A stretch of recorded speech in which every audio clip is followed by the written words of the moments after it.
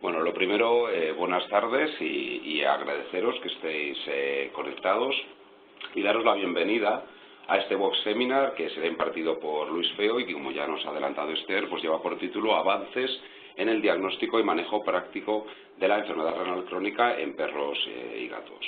Por mi parte, antes de darle paso a Luis, haré una breve introducción sobre el enfoque de Royal Canin en el tratamiento dietético de la enfermedad renal crónica según las fases del IRIS.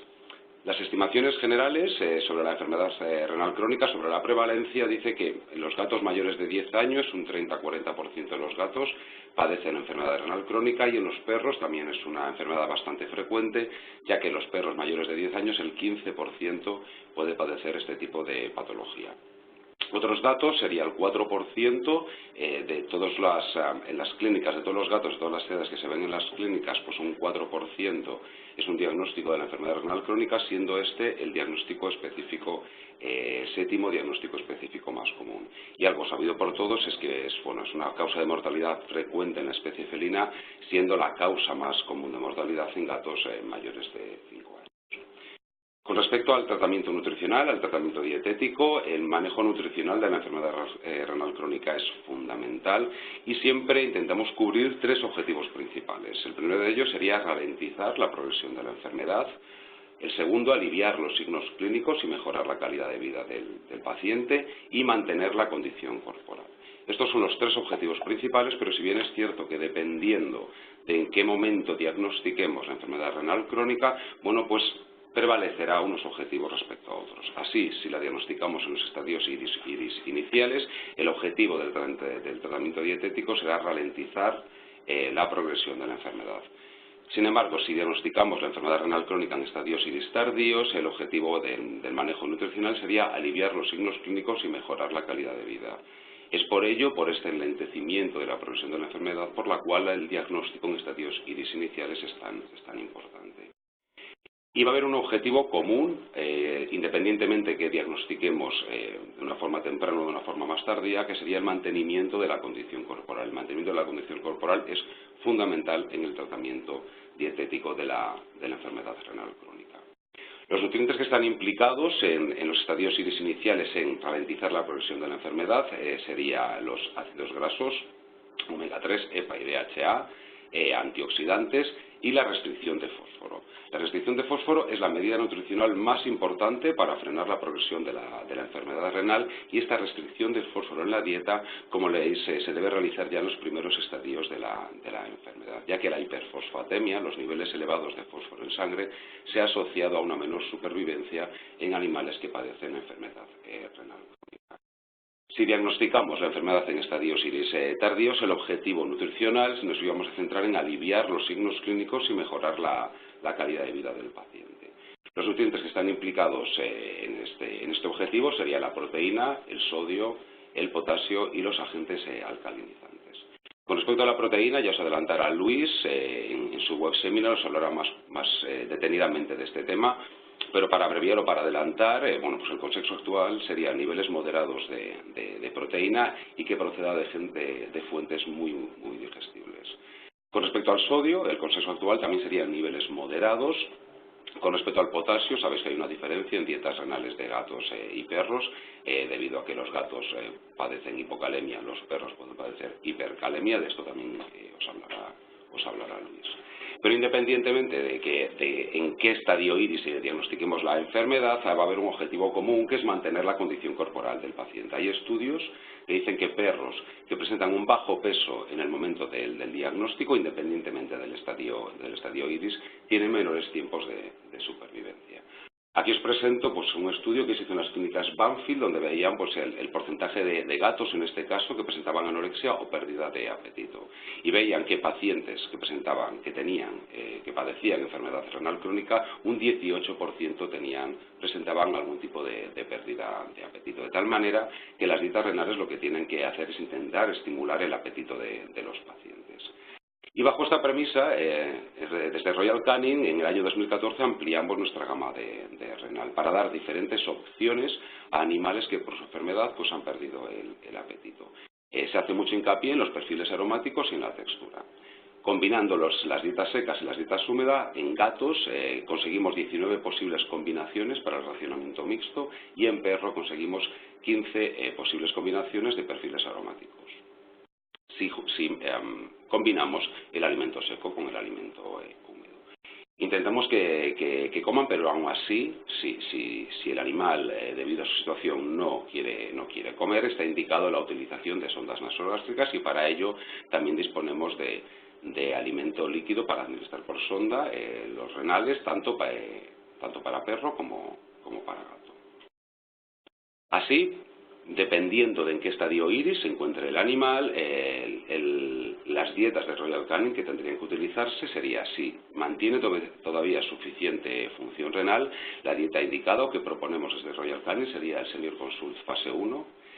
En los estadios 1, en el estadio 1 de la fase iris proponemos el Senior Consult de Stage 2 y sería a partir del estadio 2 cuando habría que utilizar las dietas renales. Esto sería para gato, para perro sería pues algo parecido. Si mantiene una suficiente función renal o se encuentra en el estadio 1, la dieta indicada sería el Senior Consult y también sería a partir del estadio iris 2 cuando habría que utilizar las dietas renales.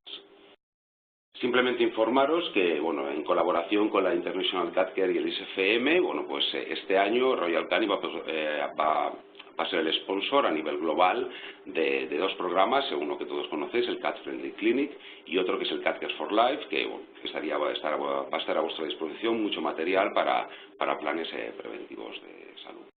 Y ya para terminar, recordaros que podéis descargaros la versión online de la revista Veterinary Focus en el enlace que veis, donde tenéis disponibles pues todas las revistas que han salido hasta ahora. Por mi parte, nada más, voy a dar paso a Luis, paso a presentarlo. Luis es licenciado en la Universidad Autónoma de Barcelona en el año 2011 y realizando un internado rotatorio en la misma universidad entre los años 2011 y 2012. Posteriormente, realizó un internado en la Universidad de Ohio y este internado se focalizó en oncología y ensayos clínicos. Desde el año 2013 hasta la actualidad es miembro del Departamento de Medicina Interna del Hospital Ars Veterinari en Barcelona, donde ha completado la Residencia Europea de Medicina Interna, cuya diplomatura ha obtenido recientemente. Es autor de numerosas publicaciones en revistas nacionales e internacionales de medicina interna y oncología y ha impartido conferencias a nivel nacional e internacional sobre oncología y medicina interna. Os dejo con él y que disfrutéis el webseminar. Muchísimas gracias, Javier. Vais a disculparnos un segundo. Ahora vamos a dar paso a Luis.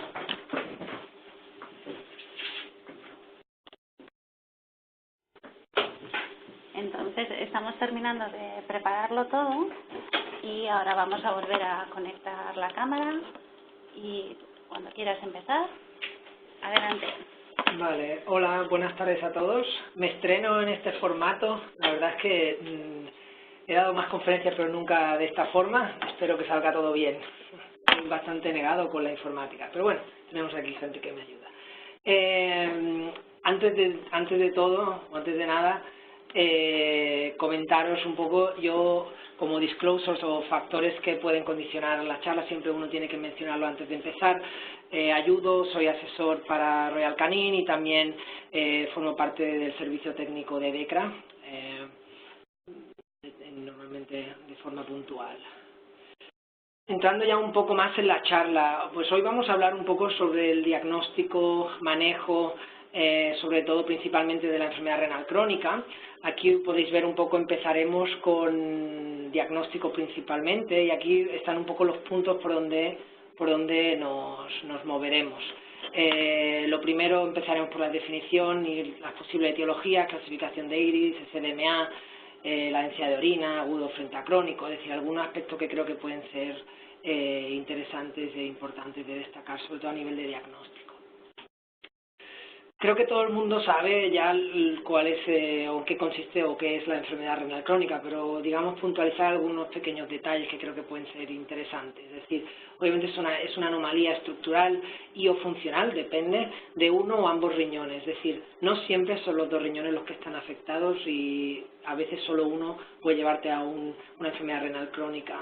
Otro aspecto creo que interesante e importante es la denominación. Antiguamente llamábamos fallo o insuficiencia renal, actualmente ese término se ha sustituido por enfermedad, porque realmente los animales con enfermedad renal crónica no están en una situación de insuficiencia o situación de fallo, que eso implicaría un daño mayor, ¿no?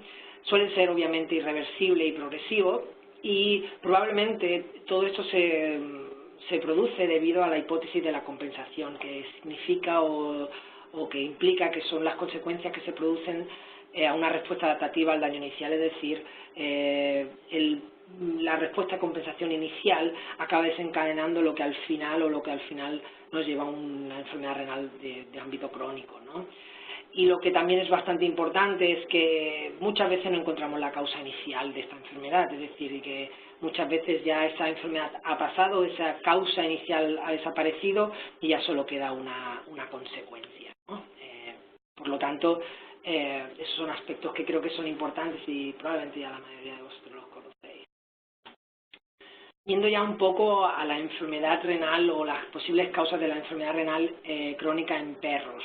Pues como podéis ver aquí, las causas más frecuentes suelen ser las nefritis y tubulointersticiales, las glomerulopatías y amiloidosis. Como veis aquí el porcentaje es más habitual la nefritis tubulointersticial, pero sí que es cierto que hay algunos estudios más antiguos que consideraban que las glomerulopatías son más habituales en perros, es decir, llegaban hasta algunos estudios al 50%.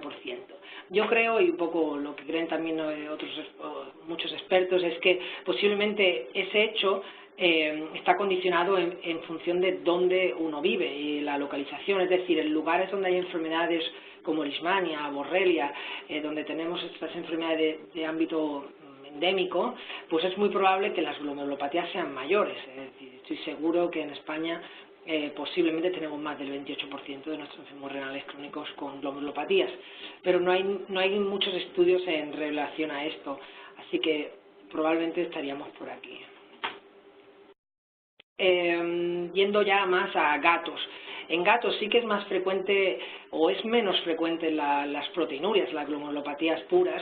Es la causa más habitual, igual que en perros, son las nefritis tubulointersticiales, alrededor del 70%. Linfomas, aunque es sorprendente, pero sí que es cierto que podemos ver linfomas que produzcan enfermedades renal crónicas y amiloidosis son más infrecuentes. Se ha relacionado la enfermedad renal crónica en gatos con FIV, con la insuficiencia o el SIDA felino, pero realmente es cierto que aunque está relacionado y hay algunos artículos que lo demuestran, es cierto que habitualmente los enfermos renales o los gatos con enfermedad renal crónica no suelen ser positivos, pero sí es cierto que hay una cierta relación. Hay un estudio bastante reciente en los que asocian la enfermedad renal crónica a morbillivirus, pero tampoco hay excesiva información al respecto y posiblemente en el futuro tengamos más información y eso sí que creo que puede tener relevancia. Y un aspecto que está un poquito en debate es el hecho de que las vacunas de herpevirus, calicivirus y panleucopenia se supone que pueden inducir anticuerpos frente a tejido renal y esto puede estar implicado en la enfermedad renal crónica y esto sucede porque estas vacunas son incubadas en un tejido renal y se cree que posiblemente acaban desarrollando anticuerpos.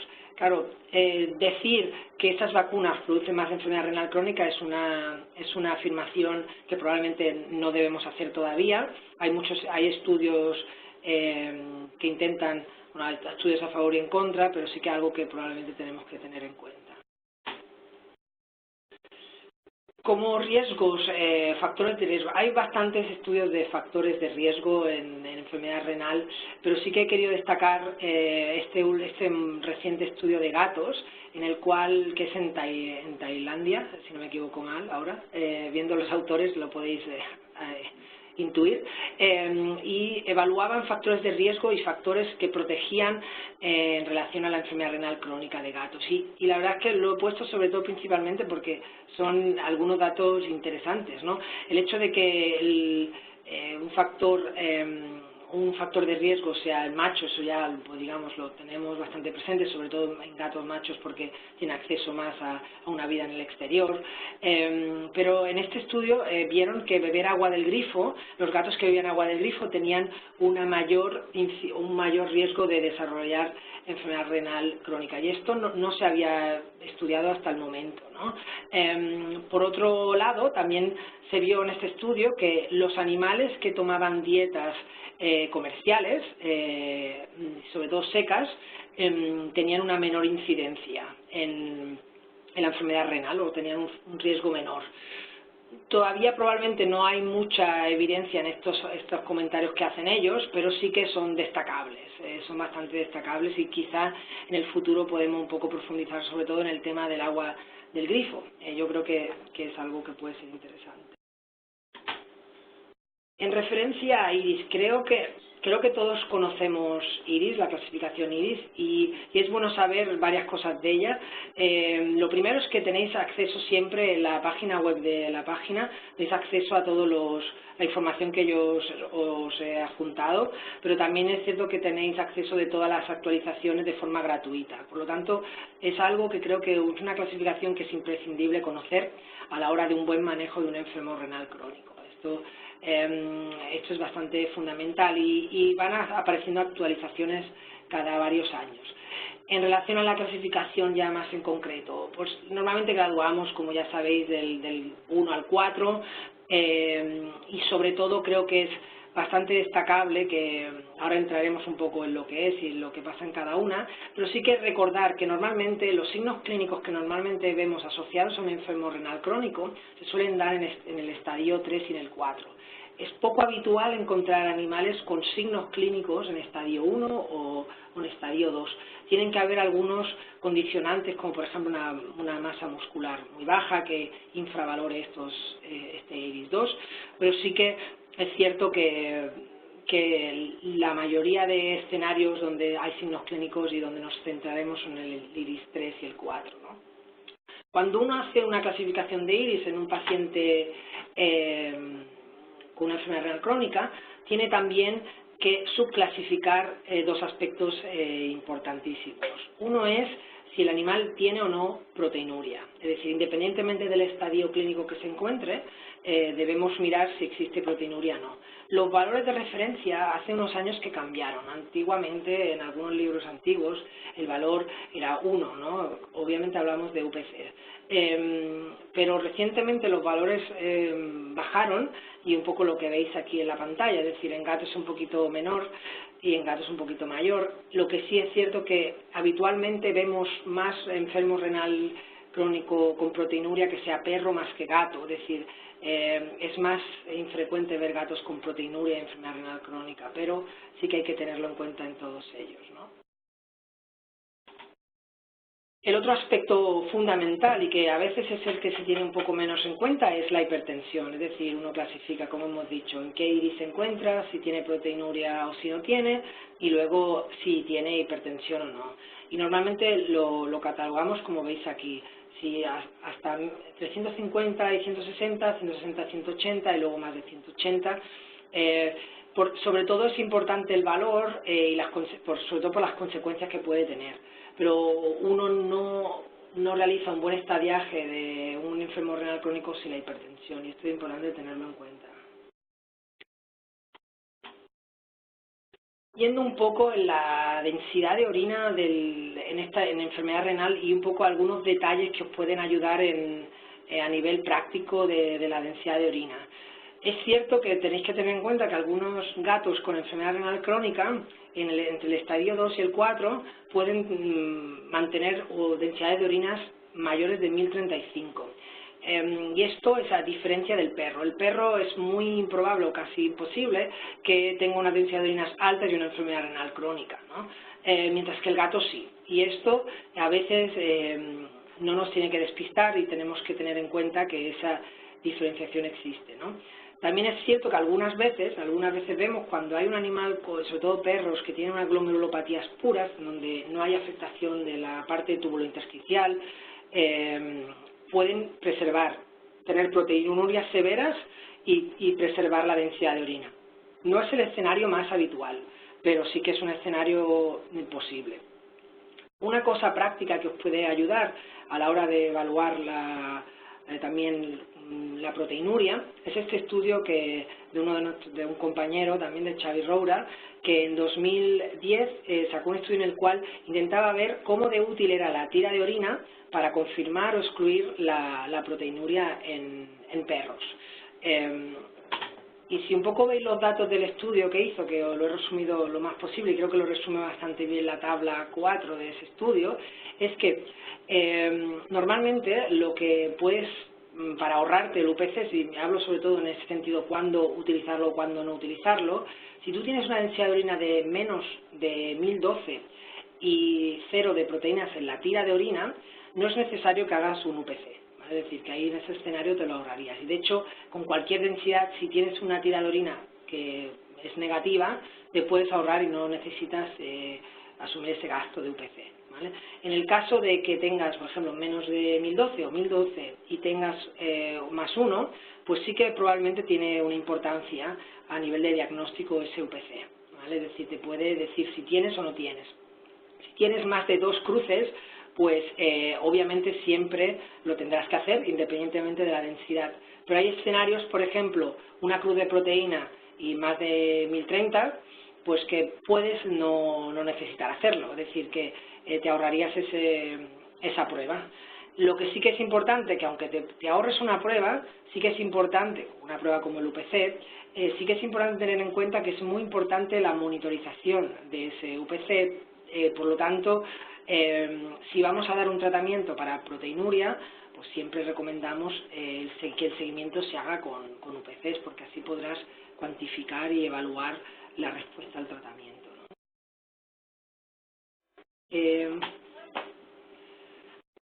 Pues aquí viene la primera pregunta, una de las primeras preguntas que me gustaría que respondierais, a ver en cuál de estas situaciones utilizáis el SDMA, ¿vale?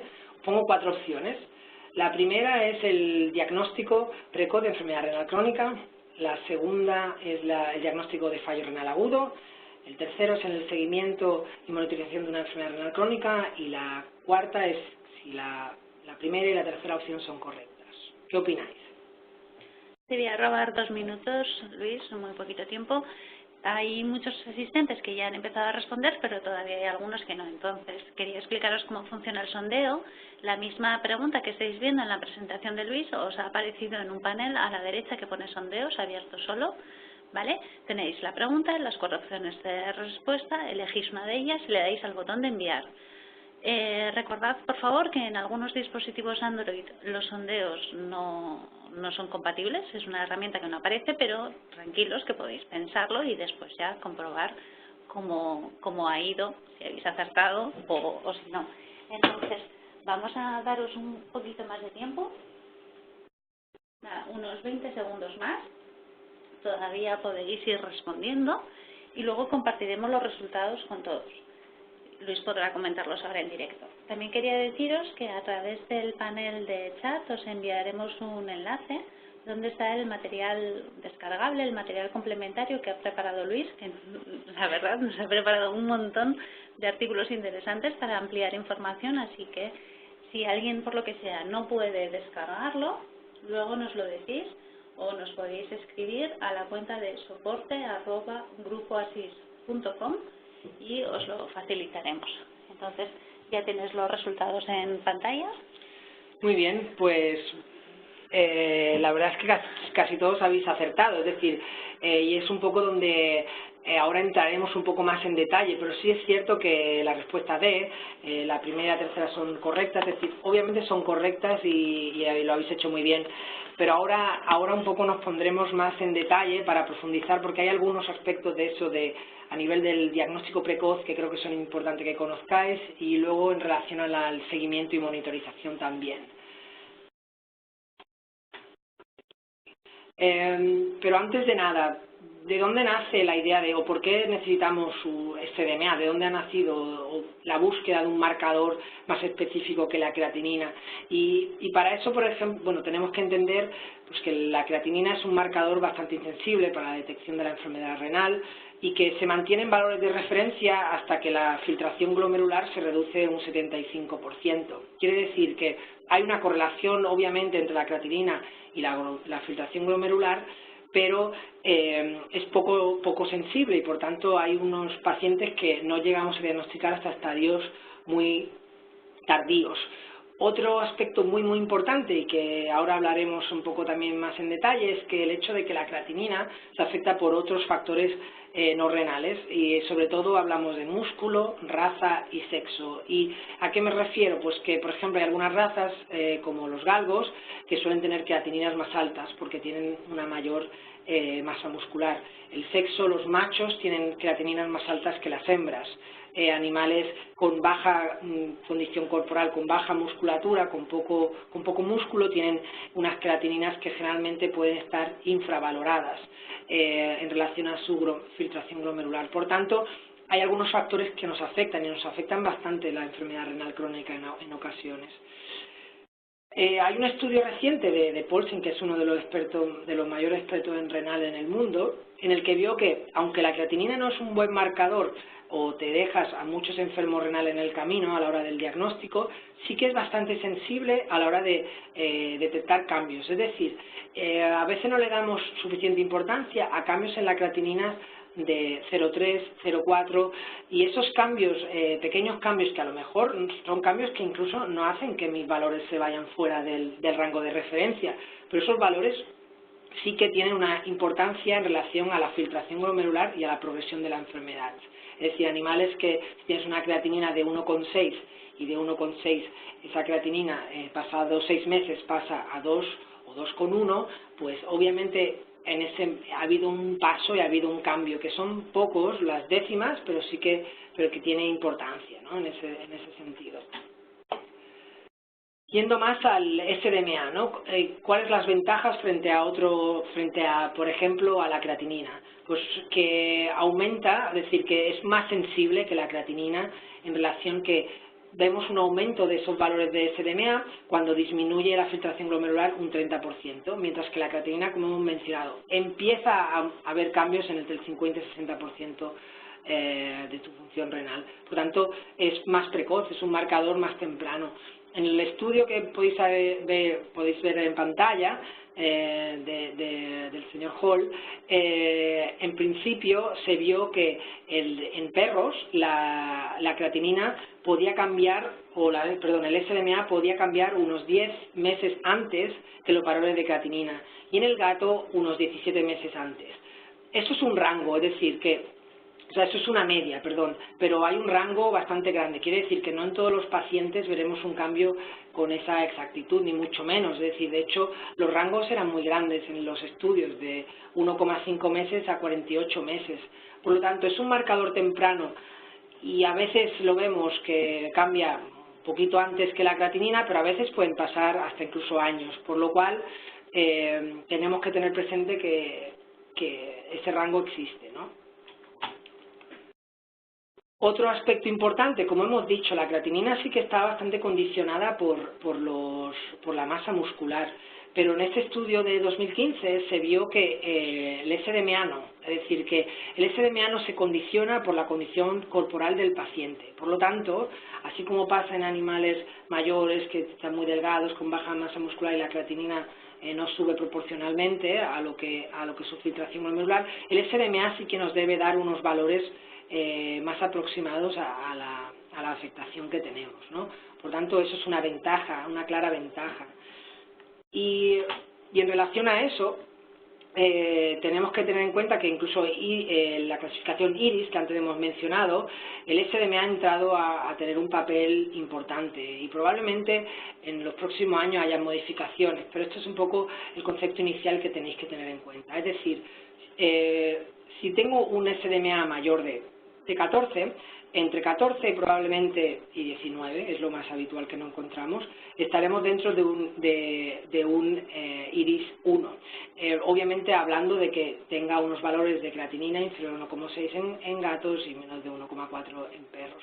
Pero sobre todo en esta tabla, que también tenéis un poco en la información adicional que os he añadido, creo que los dos factores que a mí más me llaman la atención y que son más importantes es el hecho de que si tú tienes un animal en un estadio 2 con una SDMA mayor de 25, automáticamente lo debemos considerar como un estadio 3. Es decir, tanto a nivel de manejo, de tratamiento, de dieta, probablemente en ese caso tenemos que intentar tratarlo más como un 3. Y pasa lo mismo entre el estadio 3 y el 4. Es decir, que si tengo un animal en iris 3 y un SDMA de mayor de 45, pues normalmente ya los considero en estadio 4. Y esto cuando tiene un papel, por lo menos desde mi punto de vista, cuando es la situación en la que más lo utilizo yo. Pues cuando tengo un animal que viene a consulta que tiene un estadio 2, en los cuales en un estadio 2 no sueles ver animales que tengan signos severos o signos importantes de uremia, signos gastrointestinales. No debes tener todavía en un iris 2 esos signos clínicos.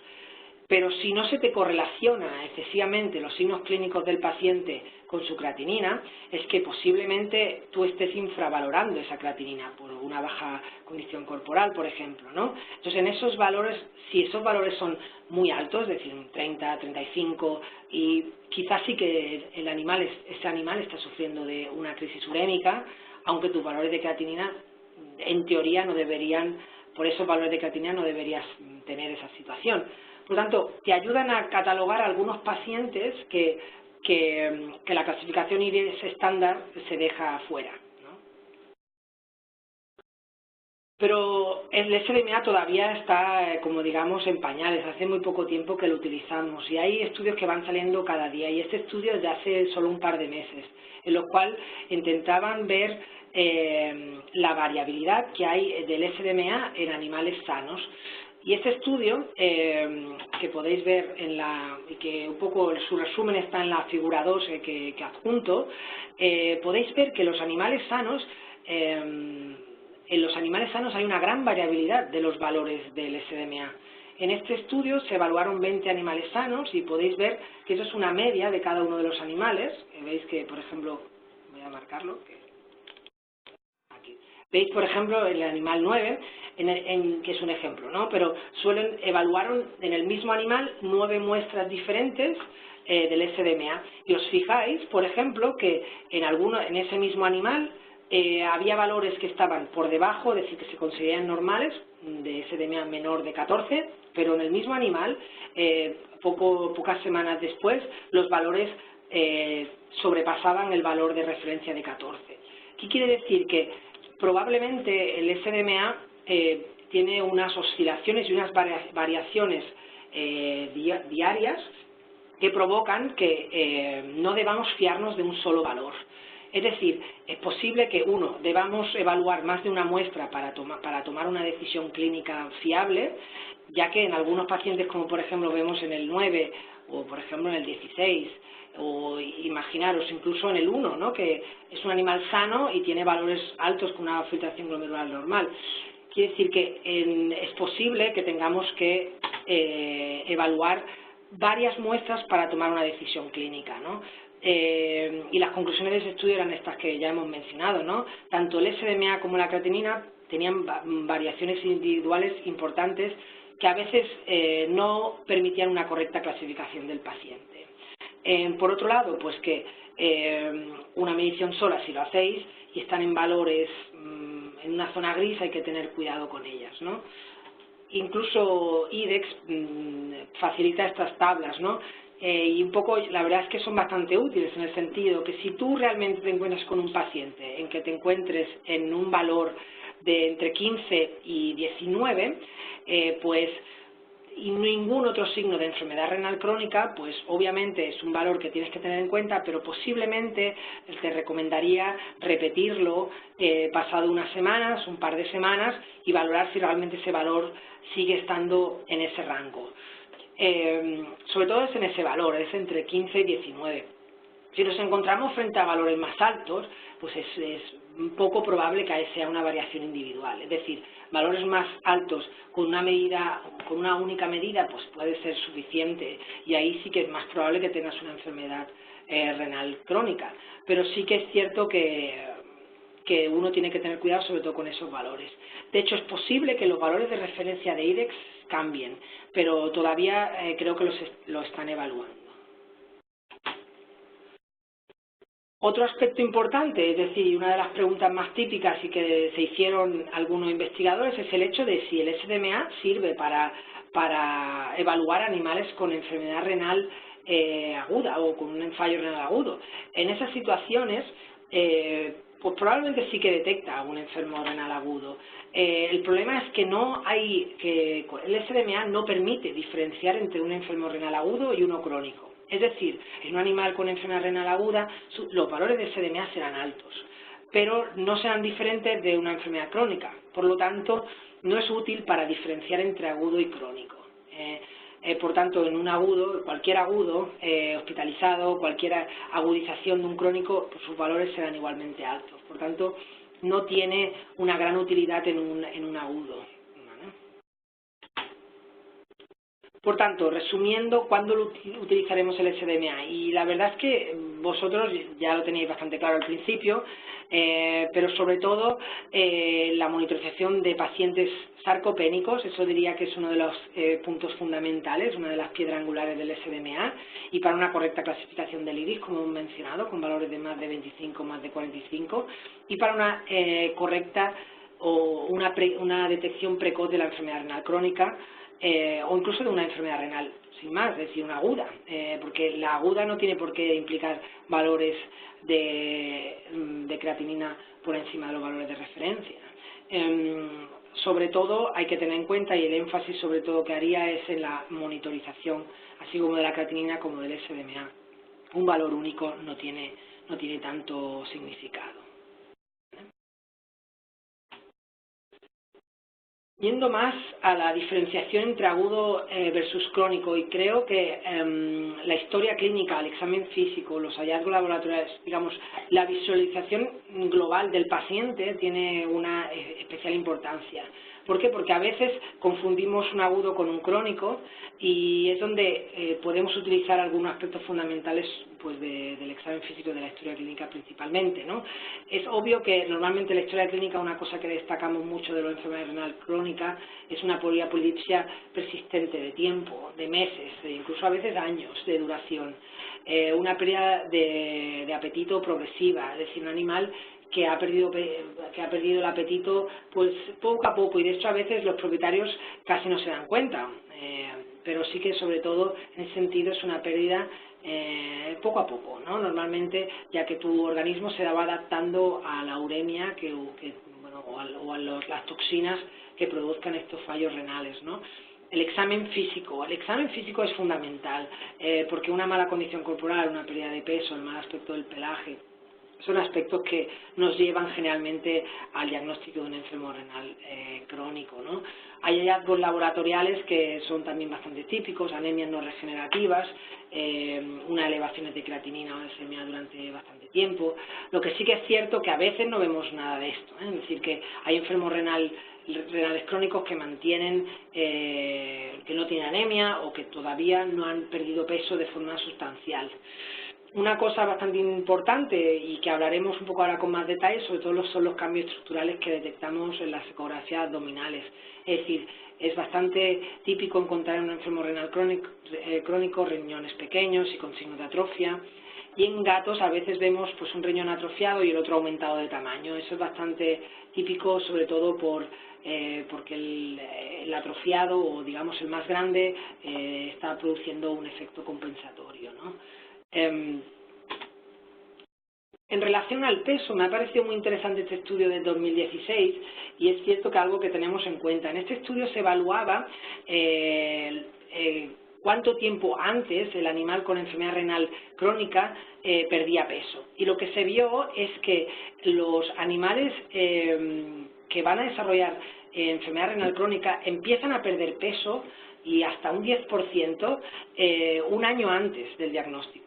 quiere decir que lo que sí te puede ayudar son pequeños cambios en el porcentaje de peso que se producen durante la vida del animal. Quiere decir que el peso es algo que normalmente lo podemos ver que se pierde con antelación antes de la elevación de los valores de creatinina.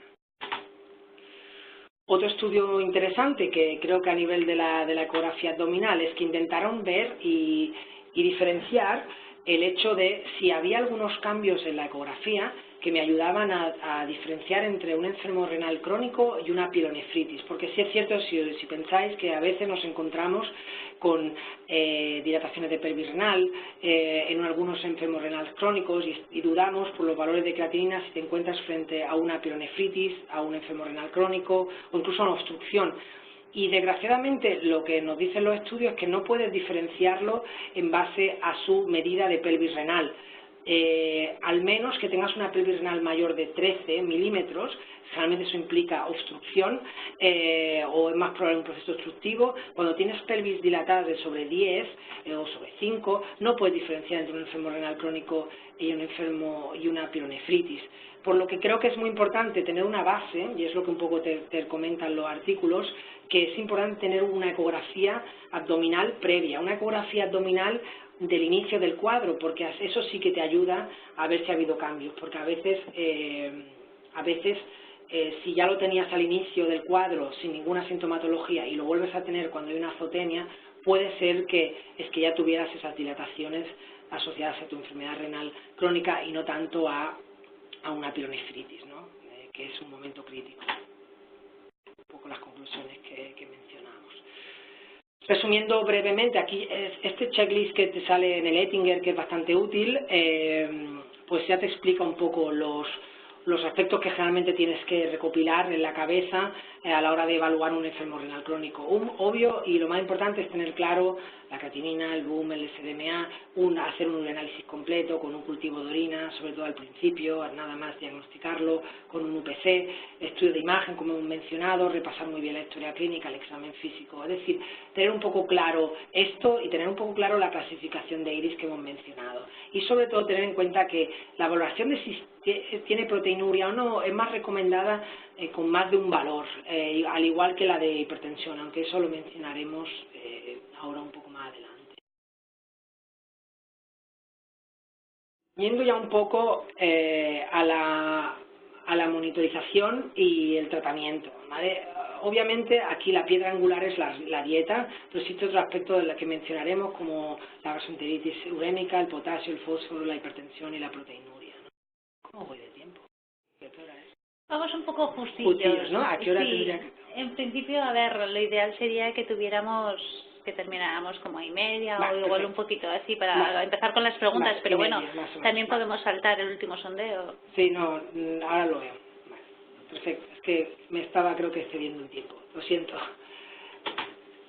Yendo a la pregunta, ¿a partir de qué estadio renal introduce la dieta renal en perros y en gatos? ¿Cuál es vuestra opinión o cuándo generalmente introducís la dieta? Lo mismo que antes, y como acabamos de decir, os vamos a dejar poquísimo tiempo, ¿vale? Tenéis que ser los más rápidos del oeste y en esta podéis responder 2, no solo una, ¿vale? Así que, venga, los últimos, por favor, os voy a decir que estamos haciendo una grabación, seguro que ya lo sabéis. Cuando tengamos la grabación preparada os mandaremos un enlace para verla online durante un mes, ¿vale? En un par de días. Necesitamos un poco de tiempo para prepararla, ¿vale? El material complementario que nos habéis preguntado algunos, os hemos enviado el enlace a través del panel de chat, os hemos enviado también el enlace de Nalifocus, de Royal Canin, y si alguien por lo que sea no puede descargarlo, podéis escribirnos a la cuenta de soporte@gruposis.com. Vamos a ver si podemos compartir ya los resultados con todos. Luis, me dice si puedes verlos. Sí, los veo y la mayoría de vosotros introducís la dieta en un IRIS 2 y un IRIS 3, algunos en un IRIS 4. La verdad es que estoy bastante de acuerdo con vosotros y ahora un poco intentaremos fundamentar o explicaros bien el por qué iris 2, iris 3 y si, obviamente en iris 4 también, pero y por qué sí o no en iris 1, ¿no? Y hablaremos un poco sobre este tema. Pues un poco, ya lo ha mencionado Javier, pero los objetivos de una dieta renal en el CKD, que aparte que consideramos que es la piedra angular probablemente del tratamiento, es disminuir y prevenir las consecuencias del CKD y la uremia que produce esta enfermedad, disminuir la progresión y aumentar la supervivencia es fundamental, disminuir la alteración electrolíticas, minerales, equilibrio ácido-base, de hecho la dieta es muy importante para un buen equilibrio ácido-base y mantener una correcta nutrición de estos pacientes. O sea que la dieta es un pilar fundamental.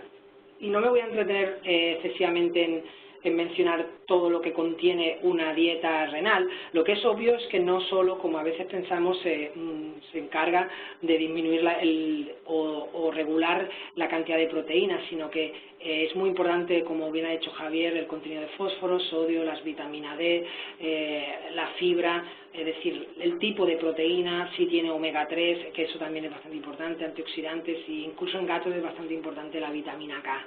De hecho, la dieta renal se compone de todo esto y es una combinación que es lo que produce el beneficio a largo plazo, ¿no? Es la combinación de todo ello.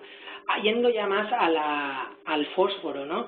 El fósforo, pues la mayoría de dietas de mantenimiento tienen un fósforo bastante elevado y como bien ha dicho también Javier, el fósforo está directamente asociado a la mortalidad en los enfermos renales, ¿no? Entonces sí que es importante tener en cuenta que normalmente vemos elevación del fósforo en estadios a partir del 2 al 4 y llama bastante la atención el hecho de que no tenemos que tener en cuenta los valores de referencia que usamos normalmente en la clínica, sino más bien los que utiliza la clasificación IRIS, es decir, en un IRIS 1, IRIS 2 no debe ser superior a 4,5 en estos pacientes, en un IRIS 3 5, en un IRIS 4, 6, es decir, no superar estos valores, no los valores de referencia de tu hospital o que generalmente te indique el laboratorio. Es importante también saber que en realidad la mayoría de veces con la dieta, con una dieta correcta es más que suficiente para controlar los niveles de fósforo, pero no es sí que en otras ocasiones, como mencionaremos un poco más adelante, es necesario algunos quelantes. Pero sí que es cierto que la dieta es el pilar fundamental que permitirá la reducción de estos niveles, ¿no? La proteína, pues la proteína es otro factor muy importante en las dietas renales. ¿Por qué? Pues que las proteínas, los productos de desecho de las proteínas contribuyen a los signos clínicos de uremia y estos son bastante importantes. Es decir, el consenso general es una limitación moderada en los estadios clínicos 3 y 4 principalmente, pero el hecho de reducir los niveles de proteína en animales sin signos clínicos es un poco más cuestionable y ahora hablaremos un poquito de eso. De hecho, hay dos escuelas en relación a la tendencia de la reducción o el nivel de proteínas en las dietas. Las escuelas en relación a las proteínas, pues la primera escuela te comenta, o son algunos autores, que solo reducen el nivel de proteína en estadios 3 y 4, cuando aparecen ya signos claros de uremia, ¿no? La segunda escuela intenta introducir esta regulación de la proteína bastante antes, en un estadio inicial, en un estadio entre el 2 y el 3, para intentar frenar la progresión, también disminuir las crisis de uremia y también facilitar la palatabilidad, es decir, facilitar la introducción a esa dieta, porque sí que hay veces que cuando estás en un IRIS 3, un IRIS 4, es mucho más difícil que un paciente acepte una dieta nueva o una dieta renal. Por lo tanto, la escuela 2 es la más implantada y la que más generalmente seguimos habitualmente. Algunos estudios en los cuales se ha demostrado claramente que la dieta renal tiene un efecto muy positivo en los enfermos renales. Pues un estudio de 2002 bastante fundamental en perros sobre todo entre IRIS 3, sobre todo IRIS 3 y IRIS 4, la mayoría de pacientes, es que los que se vio, pues que se les dieron a pacientes dieta renal y una dieta de mantenimiento, y como podéis ver aquí, las conclusiones las tenéis más en esta parte, las conclusiones del estudio, y se vio que la dieta renal permitió en estos perros una reducción de las crisis urémicas en el 75%, es decir, que hubo una gran reducción de las crisis y un aumento muy marcado de la supervivencia, es decir, pasaron de 594 días de media a 188, por tanto, aparte de eso, también una mejor calidad de vida reportada por los propietarios. Por tanto, es obvio y es claro que la dieta tiene un papel importante en el perro con enfermedad renal crónica y también en el gato, ¿no? Este estudio comparaba diferentes dietas renales frente a una dieta convencional, una dieta normal de mantenimiento, y todas las dietas renales de las 7 diferentes que utilizaron permitieron una mayor supervivencia. Tiene algunas carencias este estudio, algunas limitaciones, pero si os fijáis, todas las dietas de la 1 al 7, todas las dietas renales, todos los animales sobrevivieron más tiempo que en el grupo control o que en el grupo con una dieta estándar.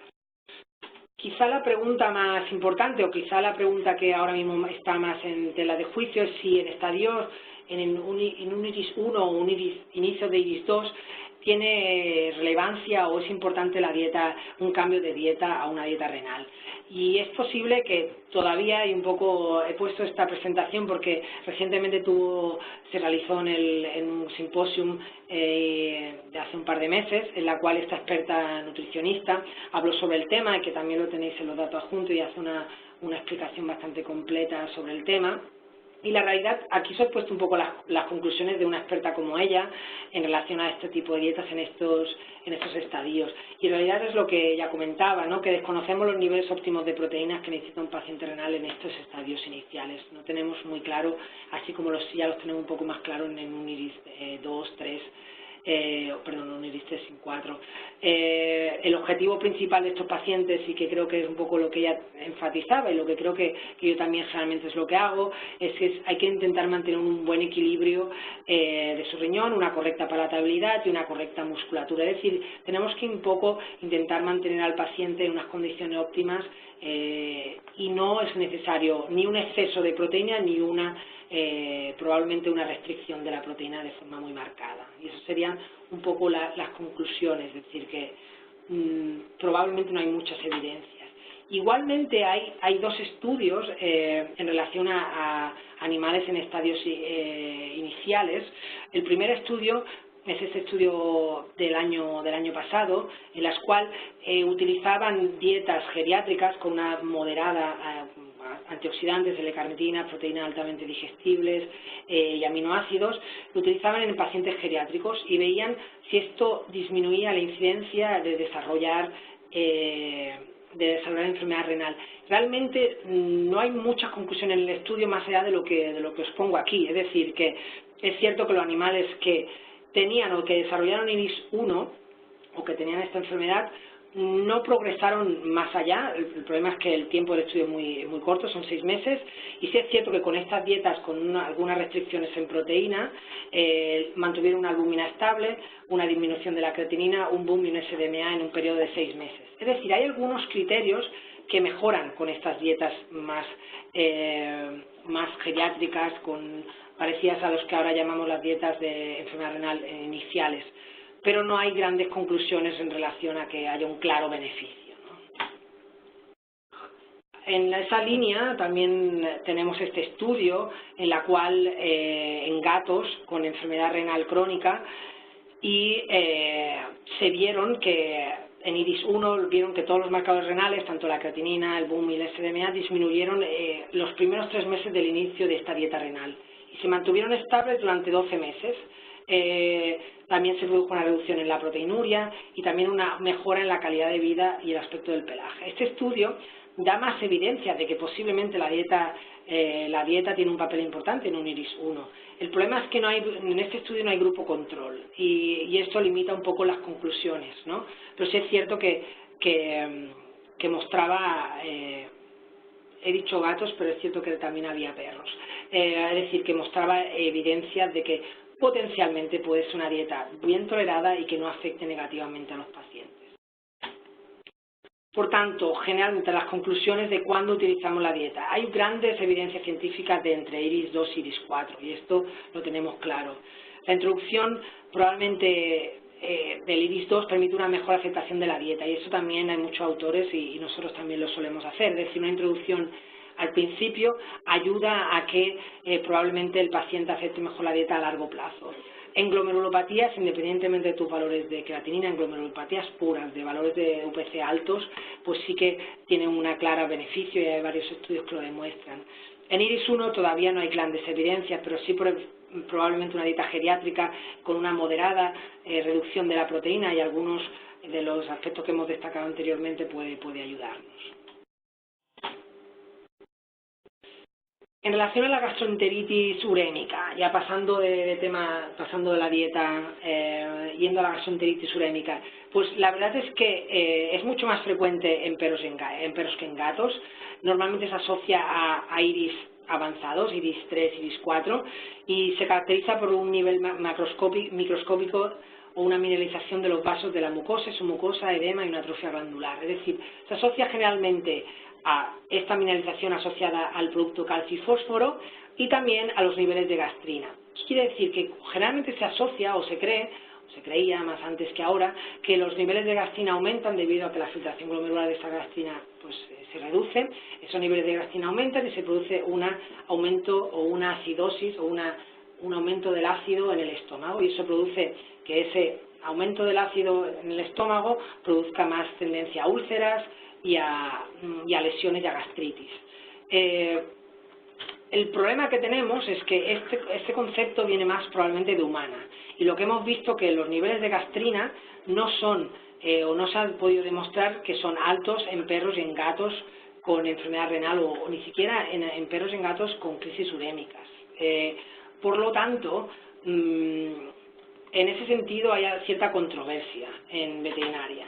Y de hecho, este estudio de 2014, que es un muy buen estudio, mostró que en 37 gatos con enfermedad renal crónica, en diferentes estadios, no se detectaron úlceras gastrointestinales, mineralización vascular o hemorragias, los cambios típicos que consideramos de una gastroenteritis urémica en humana o en perros.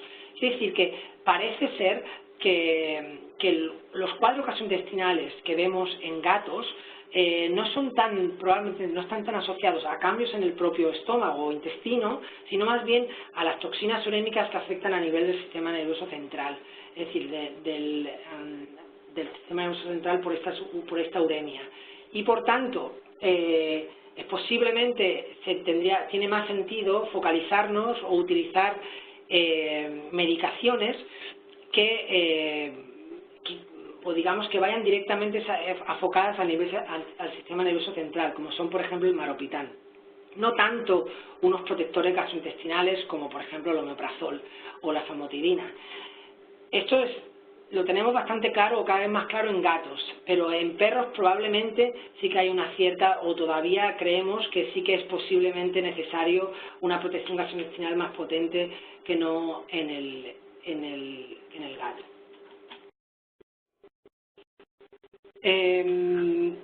Si queréis... ¿Lo lanzamos o seguimos con la charla? La podemos lanzar porque acabaré, creo que más o menos time. Pues nada, si antes habéis sido rápidos, ahora más rápidos todavía, ¿vale? Os voy a recordar una vez más que el material complementario, esto lo digo para quien nos escuche después en la grabación, el material complementario está únicamente disponible para los asistentes en directo, ¿vale? Os hemos pasado el enlace, de todas formas, si alguien tiene problemas, que nos escriba a soporte@grupoasis.com. Comprobaremos que habéis estado conectados en directo, ¿vale? Y os lo facilitaremos.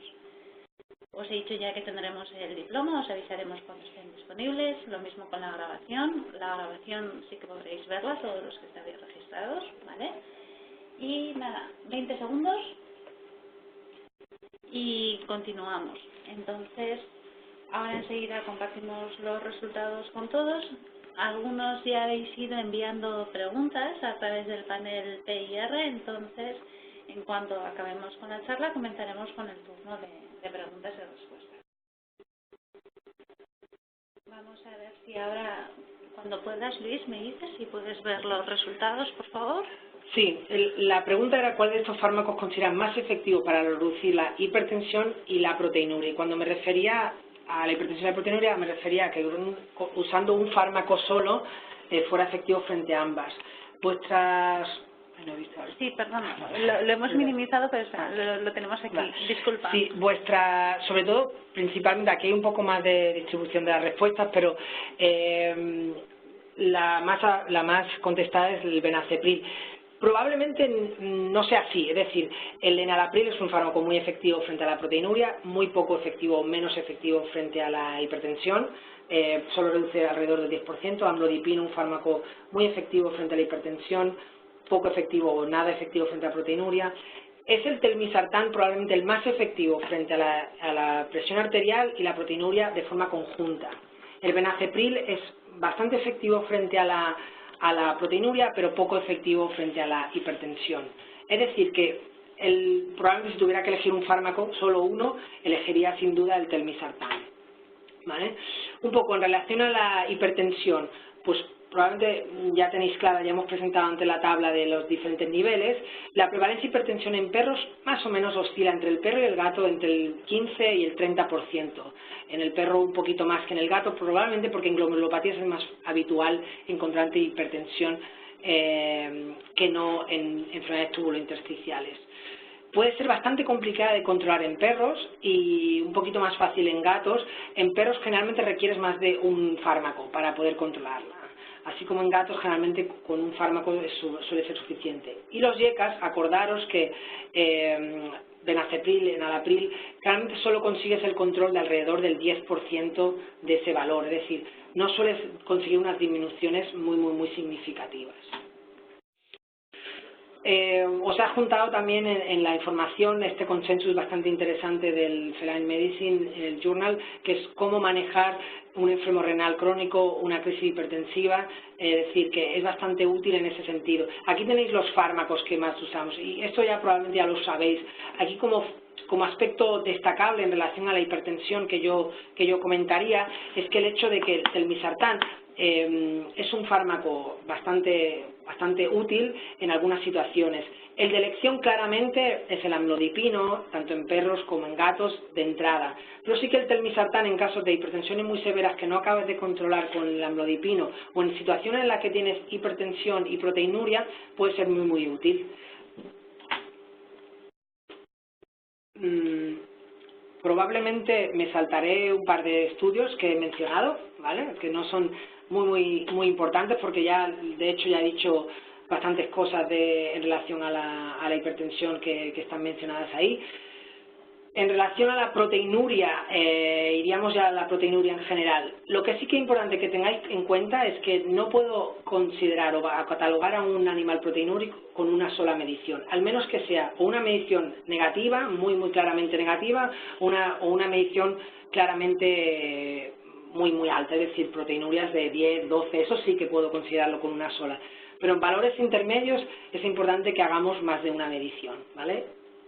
Eso es bastante importante.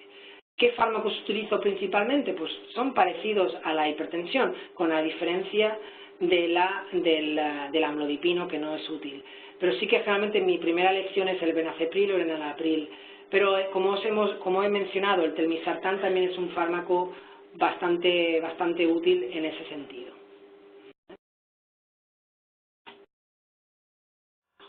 Esto también es un aspecto que es importante que tengáis en cuenta. Podemos utilizar tanto la muestra por micción espontánea como por cistocentesis para la medición de proteinuria, y esto es importante que lo tengáis en cuenta. Estos son dos estudios que demuestran que lo podemos hacer en ambos casos, tanto en el perro como en el gato. Y lo que sí que como último aspecto que destacaría en relación a la proteinuria es que en este estudio súper interesante del 2015 se vio que hay variaciones si yo tomo la muestra de orina en el hospital o en casa. Es decir, suele ser más alta la muestra si la tomo en el hospital, probablemente por aspectos como el estrés. Por lo tanto, y sobre todo, y eso es importante, que tengáis en cuenta que contra más alta sea la proteinuria, más variación habrá en referencia con la muestra del hospital a casa. Por lo tanto, mi recomendación es que ambas son útiles, lo que siempre medirlo de la misma manera. Es decir, si a un paciente lo medís en la hospitalización, siempre la hospitalización. Si un paciente siempre está en la muestra de orina de casa por micción espontánea, siempre medirla de casa para que podáis tener valores comparables. ya prácticamente para acabar, el manejo del fósforo. Como hemos dicho, es poco probable que necesites un quelante del fósforo en un estadio inicial. Generalmente lo necesitas en un estadio avanzado generalmente entre el 3 y el 4. Lo que sí que es importante es que probablemente no controlas el fósforo si no das una dieta renal. Es decir, la dieta renal es fundamental con una restricción del fósforo. Sin una restricción del fósforo, aunque utilices quelantes, es poco probable que llegue a los niveles deseados. Y luego es importante que lo valores en ayunas de más de 12 horas, eso también es importante. Y que no evalúes la respuesta a la dieta hasta pasadas 4 o 6 semanas. Esto sí que es importante. Si añades quelantes como los que tienes aquí, o espera a evaluarlo pasado varias semanas, no lo evalúes de forma inmediata, ¿vale? Ni en 1 o 2 semanas. Como último, en relación a los quelantes, sí que antiguamente utilizábamos el sucralfato como quelante del fósforo, pero es cierto que en varios estudios, y sobre todo en este, se vio que potencialmente podía empeorar la azotemia de los pacientes con enfermedad renal crónica e incluso producir bastantes efectos adversos a nivel gastrointestinal y no conseguir unos valores y no conseguir una reducción de fósforo significativa. Por tanto, desaconsejamos en general la utilización del sucralfato. Y un poco como me he retrasado demasiado, lo siento mucho porque he sido demasiado extenso, había algunas cosas más que os quería contar, pero yo siempre me enrollo mucho, lo siento mucho, y nada, ya quería despedirme de vosotros. Muchas gracias, y he dejado algunos aspectos que no he mencionado, por ejemplo, como la anemia, cómo manejamos la anemia, cómo manejamos la acidosis metabólica, y otros aspectos que estaré encantado de responder a preguntas si queréis. Muchas gracias. No te preocupes, Luis, yo creo que es una charla muy interesante, así que muchas gracias. Vamos a empezar con el turno de preguntas. Vamos a ir leyendo las preguntas por orden de llegada. Si vemos alguna que se repite, pues lo que haremos será omitirla, ¿vale? Entonces tenemos ya algunas ya preparadas. Carlos dice que saludos, y Arantxa que si ciertas vacunas podrían estar implicadas en la CDK. ¿Se ha de vacunar un gato con enfermedad renal? Yo os diría que depende del riesgo o depende del gato. Esa es la conclusión. Es decir, si el gato tiene acceso al exterior, si es un gato en riesgo de contraer enfermedades, os diría que sí. Y en términos generales, yo recomiendo vacunar. Es decir, tiene que ser alguna situación muy excepcional en que no lo recomiende. Y sobre todo también porque ese estudio que hay en relación es un estudio que probablemente no podemos fundamentar nuestra praxis, y sobre todo en un aspecto tan importante como las vacunas. Por lo tanto, te diría que en términos generales sí, haría las mismas recomendaciones a un animal con enfermedad renal que a un animal sano. María Teresa dice que si te resultan fiables las tiras de orina para screening de proteinuria en gatos. Esto ya lo has comentado antes, ¿verdad? En principio sí. En relación a esto sí que os quiero decir que el mismo estudio que hay en perros estamos ahora mismo haciéndolo y está a punto de ser publicado en gatos. Y pronto tendremos algunas conclusiones en relación a esto, pero en el estudio te avanzo que probablemente sí que son fiables. María Teresa dice la deshidratación disminuye la tasa de filtración glomerular y aumenta el SDMA. ¿Se puede asegurar que ocurre igual a la inversa, que una mayor hidratación aumente la tasa de filtración glomerular y disminuya el SDMA? Claro, ten en cuenta que el SDMA se afecta en es decir, el SDMA aumenta tanto en un paciente que tenga una enfermedad prerrenal, que es un poco lo que probablemente me estás hablando. Es decir, si yo tengo una deshidratación, tu SDMA subirá, probablemente sí, y si mejora la hidratación se resolverá, pues probablemente también. Es decir, que no te sirve para diferenciar entre el tipo de enfermo renal, es decir, no te sirve ni siquiera para un postrenal, un prerrenal, por lo tanto, te diría que es probablemente que sí disminuya y aumente en esa proporción. Pedro lo que dice es que se le ha ido un momento el audio y que si podrías concretar un poco más, que has dicho que el SDMA no sirve para el seguimiento de la enfermedad crónica, a propósito del primer sondeo. No, ¿Lo recuerdas? Sí, ¿verdad? quizás lo he dicho mal. Lo que he comentado es que sí que sirve para... Sí, no sirve para seguimiento. Sí que sirve para seguimiento, es decir, es útil para el seguimiento, lo que probablemente con la creatinina sea suficiente. ¿Qué quiere decir? Que la creatinina también es fiable para el seguimiento. Es decir, si tú tienes cambios pequeños de la creatinina, también implican que probablemente tu filtración glomerular está evolucionando. No quiere decir que no lo utilices para el seguimiento, pero que probablemente con la creatinina de entrada tengas suficiente. Lo que sí que te puede, en algunos escenarios como los que hemos mencionado, cambiar de iris, por lo tanto, generalmente sí que lo usamos en cada X tiempo. Elizabeth pregunta qué tipo de dieta senior habría que escoger en gatos con reagudizaciones que dejan de comer la dieta renal, que ya no la aceptan, da igual que sea seca o blanda.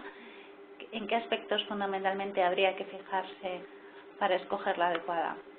Pues generalmente, sobre todo sería en el nivel de fósforo y en el nivel de proteína y la digestibilidad de la proteína. Os diría que serían dos aspectos fundamentales.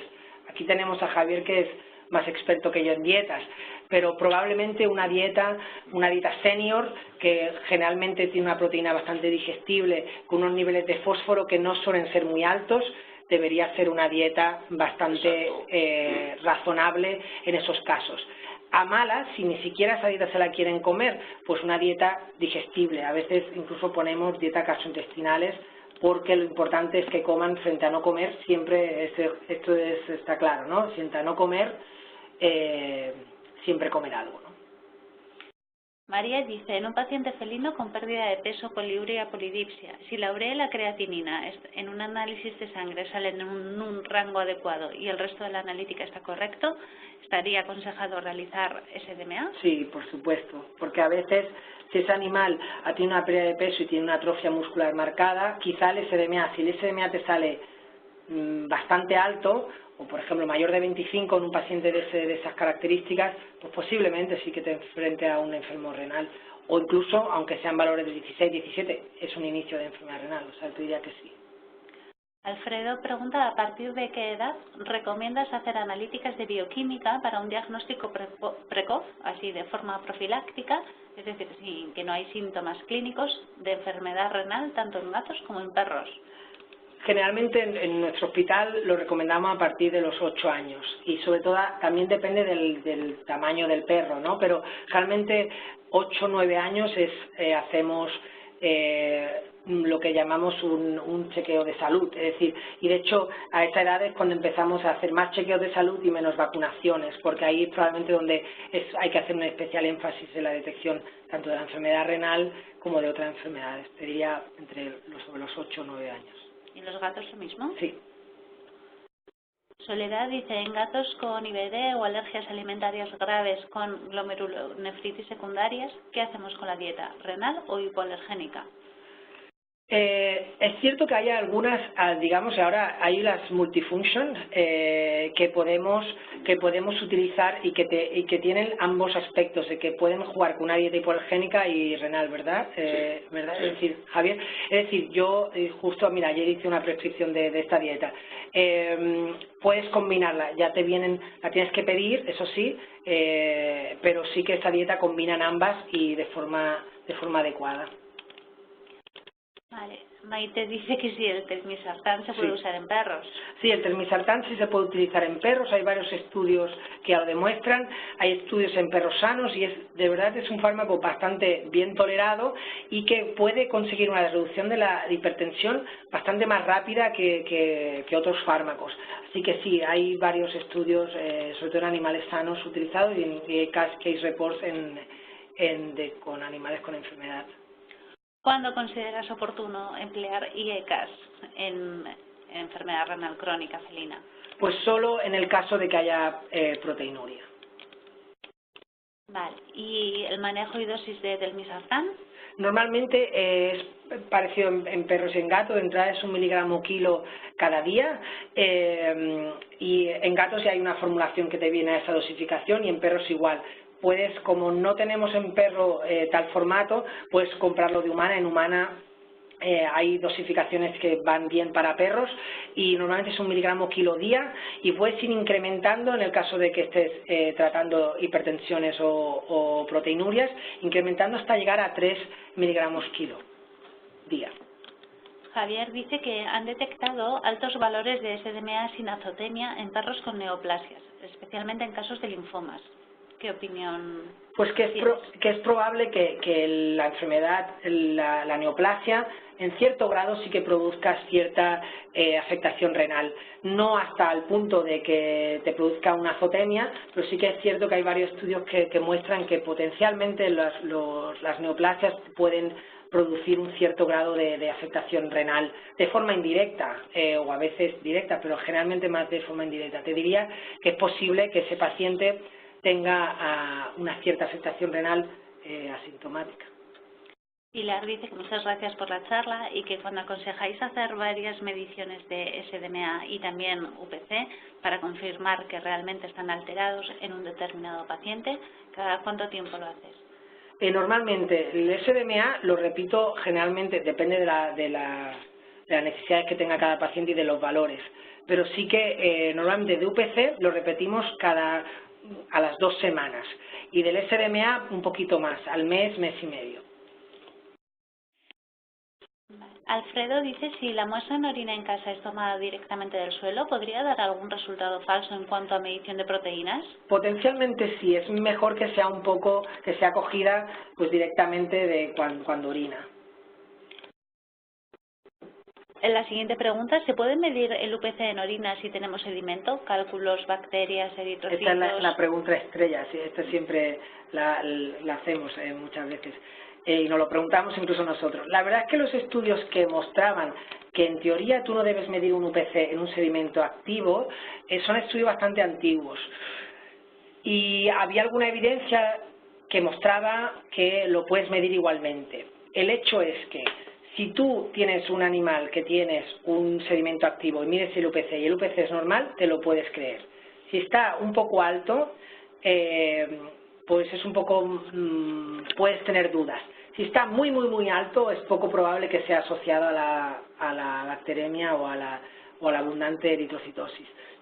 Hay un estudio reciente que acaba de salir este mes en relación a esto y potencialmente sí que tiene una afectación. Si quieres estar seguro que no afecta, pues necesita un sedimento inactivo, pero a veces lo medimos igual. Elizabeth pregunta qué comida casera podemos introducir en una dieta de un renal que acepta poco la dieta renal IO senior. Mira, lo que normalmente yo hago cuando tengo un paciente que no quiere o no tolera la dieta, una dieta formulada, normalmente intento contactar con la nutróloga para intentar hacerle un plan un poco más específico. Lo digo ¿por qué? Porque a veces es muy complicado regular bien los niveles de fósforo y proteína en una dieta casera. Generalmente lo que hago es eso, y de hecho es bastante fácil hacerlo porque lo puedes hacer online. Es decir, hay varias nutricionistas, si quieres me escribe un mail para no dar publicidad, que me sabe mal, pero me escribe un mail y hay varias nutricionistas en las cuales tú les puedes hacer consultas o enviarle el caso y te formulan una dieta específica para tu paciente.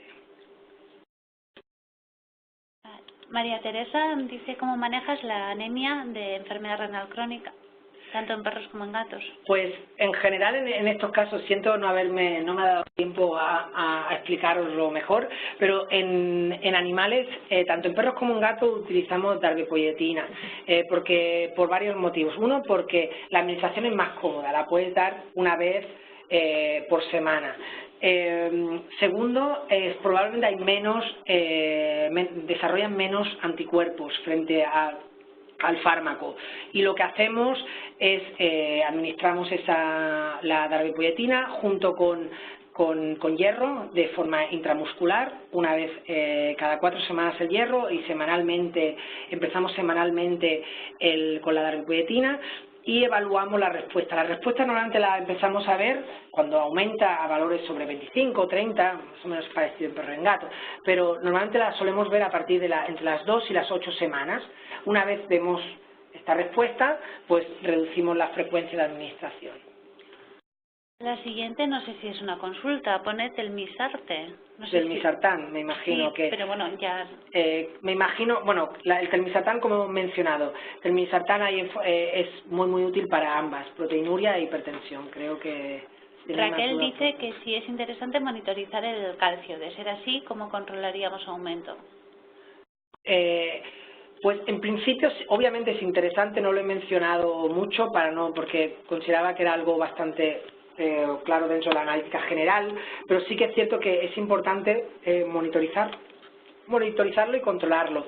Tanto puedes tener hipocalcemia como hipercalcemia, pero es poco habitual que necesites realizar alguna acción terapéutica para modificarlo. ¿Qué quiere decir? Que generalmente con una dieta adecuada no sueles necesitar una terapia ni para suplementarlo ni para reducirlo. Si lo tienes que reducir, es que probablemente, o tienes una hipercalcemia muy severa, es que probablemente haya otra causa de eso, de ese calcio, pero generalmente sí, obviamente hay que monitorizarlo, si puedes con el calcio ionizado, si no con el calcio total, a malas, pero siempre probablemente es mejor el calcio ionizado que el total. Sandra dice que gracias por la charla y en animales con quelantes de fósforo, si se normaliza, ¿podemos retirarlo o debemos seguir? Generalmente debes seguir, pero si está con una dieta, si el animal empezaste el quelante sin estar en una dieta renal y estás en una dieta ya renal, muy probablemente con la dieta renal sola consigas controlarlo. Si no es así, es poco probable que lo consigas. Es decir, si tú ya tenías una dieta renal, le das el quelante del fósforo, es poco probable que consigues llegar a retirarlo. Más bien, a veces hasta hay que ir generalmente aumentando. Vale, vamos a pasar a la siguiente. Es de María, dice, ¿el telmisartán podría darse en pacientes caninos? Sí, perdón, este ya lo ha respondido. Entonces, Reme, ¿qué opinas del tratamiento de la anemia con EPO, hierro, etcétera? ¿Puedes hacer un pequeño esquema según los diferentes casos, cuando detectas ya la anemia en casos de IRC?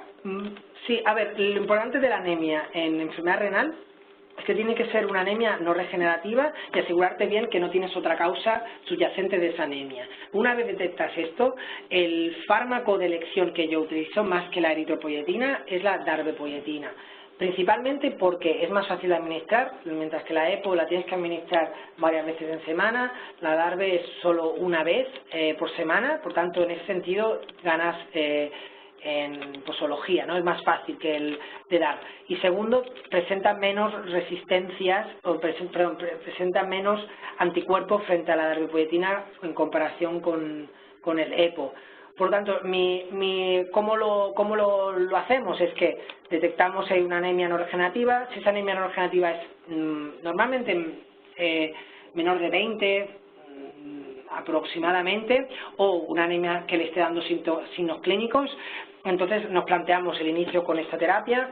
Normalmente, si no me equivoco así de cabeza, es 1 microgramo por kilo de una inyección una vez por semana, y vamos haciendo controles seriados semanalmente, vigilando bien que la anemia no vaya a más y vigilando bien que no haya sobre todo hipertensión o algunas incluso convulsiones. Pero si queréis, si me escribís, os puedo enviar un artículo donde está súper bien explicado. Lena dice si tienes a propósito del telmisartán, si para hipertensión las dosis son mayores. No, son las mismas dosis de entrada. Puedes ir subiendo, pero generalmente es la misma dosis, 1 miligramo kilo. Lena dice si tienes un resultado de SDMA normal, ¿cuándo debería reevaluarlo? También esto ya hemos hablado, ¿verdad? Sí, generalmente en un chequeo general, si es un animal de 8 o 9 años o geriátrico, pues generalmente anualmente lo vuelvo a reevaluar. Seguro que conocéis la dieta, Early Stage de Hills. ¿Es mejor un Stage 1 o 2? En principio, a ver, como hemos comentado, estas dietas de estadio iniciales no queda muy claro si son efectivas en esta situación. Esa dieta en realidad se parece mucho a una dieta geriátrica. Es decir, que en un estadio 1, si es un animal geriátrico, pues puedes mantenerlo con la dieta geriátrica. Si la puedes introducir en un IDIS 1 o IDIS 2, pero la evidencia científica de su efectividad o de que va a retrasar la enfermedad, pues todavía es cuestionable. ¿Alguna prueba para diferenciar o confirmar la anemia de origen renal? Manejo de la anemia de origen renal, anemia más ERC más leishmaniosis, ¿cómo lo trato? Ya, generalmente la principal característica es que obviamente tiene que ser no regenerativa y desgraciadamente tendrías que descartar otras causas importantes, es decir, descartar sobre todo neoplasia, descartar otras enfermedades infecciosas. Normalmente no hay una prueba que te diga, mira, esta anemia es de origen renal, ¿no? Lo que sí que teóricamente la única manera de diferenciarlo es descartando todas las otras causas. Pero si tú tienes un animal que realmente lo tienes bien controlado, no hay ningún otro signo, no hay fiebre, no hay nada más, no hay otra enfermedad, pues bien. Claro, si tienes una anemia, una enfermedad renal crónica y una leishmaniosis, si no tienes una leishmaniosis activa y la leishmaniosis está totalmente controlada y solo tienes una enfermedad renal crónica como consecuencia de una leishmaniosis anterior, pues ahí sí que también lo utilizaríamos. Pero si tienes una leishmaniosis activa, pues te diría que no. Perdón que me había saltado la anterior. ¿Qué tipo de quelantes se pueden o deben usar en un gato enfermo renal crónico con hiperfosfatemia a pesar de dieta renal, calcio sérico elevado y PTH elevada? ¿Qué quelantes? Pues normalmente el quelante hay un quelante que uso más, sobre todo, claro, el gato es más complicado porque la mayoría de quelantes que utilizamos pues son como en polvos y son complicados de que el gato se lo quiera comer. Hay un quelante que tiene, voy a decir Virbac, que es un quelante que viene en líquido, se llama Pronefra, y este quelante puede ser útil tanto en perros y en gatos, lo puedes mezclar con la comida. Vale. A ver, a propósito del telmisartán, otra vez, ya hemos dicho, entonces, Soledad, ¿dónde se pide esa dieta que mezcla hipoalergénico y renal? No lo conocía, no he entendido bien el nombre. Pregunto al delegado de mi zona. Depende de en qué zona de España te encuentres, que no lo sé, pero quien te puede informar de esto sería el delegado de tu zona, si podrías tener acceso a esa dieta. Te animo a que hables con el delegado de zona. Vale, hemos llegado a las 4. La verdad es que todavía nos quedan unas cuantas preguntas. Si te parece, Luis, podemos alargar 5, sí, solo 5 minutos. No hay problema, porque no hay problema, sí, tranquila. Tampoco tenemos mucho margen para luego. No te preocupes. Entonces, 5 minutos por intentar responderlas, ¿vale? Lourdes dice gatos con insuficiencia renal crónica que también muestran estreñimiento. ¿Cómo los ayudarías? ¿Con laxantes, lactulosa, bisacodilo, dieta renal mezclada con dieta alta en fibra? A ver, muchas veces esos animales, obviamente el aumentar la dieta rica en fibra puede ayudar, pero sí que es cierto que algunos de esos animales tienen un cierto grado de estreñimiento debido a una deshidratación. Entonces aquí hay varias maneras, es decir, lo primero es asegurarte que ese paciente no tenga un grado de deshidratación que provoque que esa deshidratación contribuya al estreñimiento, ¿vale? Y entonces normalmente en esos pacientes muchas veces yo empiezo asegurándome que la dieta sea rica en fibra y segundo, asegurándome que ese paciente esté correctamente hidratado, porque sí que la deshidratación en pacientes, sobre todo en gatos, de forma crónica es habitual. Por lo tanto, a veces incluso me planteo suero subcutáneo para intentar que el paciente esté más hidratado y si todo esto no funciona, me aseguro que no haya ninguna enfermedad articular que produzca una dificultad o un dolor a la hora de defecar, porque eso también a veces le pasa a animales mayores, geriátricos, y si nada de esto responde o nada de esto es en la causa, pues sí que me puedo plantear lactulosa. Javier dice que muchísimas gracias por la charla, que ha sido muy entretenida. ¿Recomiendas la utilización de estimuladores del apetito como mirtazapina, diazepam? Más mirtazapina, sí. En algunos casos en los que he hecho todo lo anterior y no funciona así, puedes plantearte mirtazapina. Está más clara su utilización en gatos que en perros, pero sí, es una buena opción y es una opción que no tiene por qué tener una contraindicación. Sí, muchas veces lo utilizamos. Mónica dice que tratamiento para artrosis lo usarías en un perro geriátrico con enfermedad renal. A ver, en principio, el hecho de tener una enfermedad renal no excluye que puedas usar AINES, ¿vale? Lo que sí que tienes que tener claro es que el AINE utilizado en un paciente renal tiene que tener algunos condicionantes. uno importante es que el paciente tiene que estar hidratado, porque si no es una problemática. Y dos, que tienes que utilizarla pues con un poquito, no digamos de forma continuada, sino puedes utilizarlo de forma puntual. En el caso que los AINES sea un animal que necesita realmente fármacos durante más tiempo por dolor, como la artrosis, entonces normalmente si no quiero usar un AINE porque es un estadio avanzado o porque es de forma demasiado continuada, pues me planteo gabapentina o tramadol. ¿A qué dosis empleas la darbepoetina y el hierro en perros y gatos con anemia y cómo la consigues? Porque es difícil de conseguir en farmacias. Normalmente necesitarías una farmacia que tenga un permiso de hospitalización. Quiere decir que son farmacias especiales que sirven o que facilitan medicaciones a hospitales. Y en esas farmacias no sueles tener problemas. Las dosis, honestamente de memoria no me las sé, pero normalmente en gatos y en perros es muy parecido, es 1 microgramo por kilo, de forma subcutánea la darbepoetina, ¿vale? Normalmente es una vez por semana. Y el hierro, no me acuerdo, si no me equivoco eran 10 miligramos, pero de cabeza me cuesta. Si quieres me puedes enviar un email y te envío los artículos que son. De cabeza no me lo sé. Sí, María decía lo mismo, que estaba interesada en el artículo que has comentado. Sí, os puedo enviar el de perros y recientemente el de gatos es más antiguo, el de perros es bastante reciente, es del hace un año más o menos, o sea que os puedo facilitar los dos, no hay ningún problema. Yo creo que lo mejor en este caso es que nos escribáis a soporte, a la cuenta de soporte @grupoasis, ¿vale? Y así podemos hacer de intermediario, si os parece. Vale, no hay ningún problema. Vale. Y esta es la última. ¿Utilizas glucocorticoides en perros con enfermedad renal por leishmania? Si la respuesta es que sí, ¿a qué dosis? Sí, normalmente lo utilizo más en perros con glomulopatía por leishmania y lo utilizo durante un periodo bastante corto y normalmente no suelo ir más de 1 miligramo por kilo. Es decir, normalmente una pauta de 7-10 días. Bueno, pues in extremis lo hemos conseguido. Siento todas las dificultades que he provocado. No, dificultades ninguna, Luis. He ido demasiado rápido. La charla ha estado genial, muchísimas gracias. Muchísimas gracias también a Javier y a Royal Canin por su participación.